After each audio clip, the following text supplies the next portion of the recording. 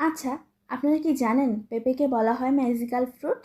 Skin সুন্দর করা থেকে শুরু করে শরীরকে রাখে সতেজ ও সুস্থ।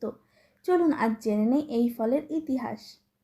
পেঁপে মূলত দক্ষিণ আমেরিকার একটি গাছ। ধারণা করা হয় প্রথমে এটি মেক্সিকো ও মধ্য আমেরিকার জঙ্গলে জন্মাতো।